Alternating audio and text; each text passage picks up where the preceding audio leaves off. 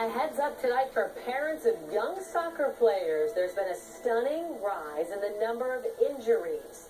That report shows injuries are up more than 110% between 1990 and 2014. Tonight, Jim Madalinsky talked to some parents here now to tell us why it's not necessarily bad news. Yeah, Jimmy, that study comes from the journal Pediatrics. It measured the number of emergency room visits in 24 years. Tonight, some are saying the reason for the increase is because more people are simply paying attention. Maureen and Jeff Sinsenbox have seen their fair share of injuries. It started with their oldest daughter a few years ago. She tore her ACL, and my younger daughter's gotten a couple of broken arms, and we had a concussion too, so yes, we've experienced it.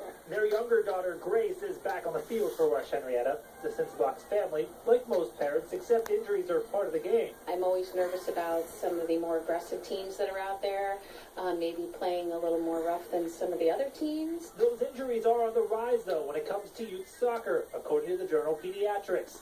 The report shows a 111% increase in injuries from 1990 to 2014.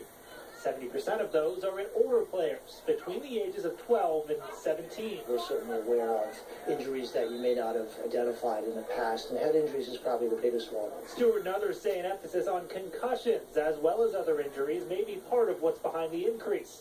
He also says in some cases, players are simply on the field more often. I also think that kids play all year round, too, so that probably contributes to it. And despite the reported injury increase, these parents don't expect much to change. We really leave it to our kids. I think there are a lot of activities you could do that could get hurt or could be dangerous, and I think it's worth the risk to a certain point.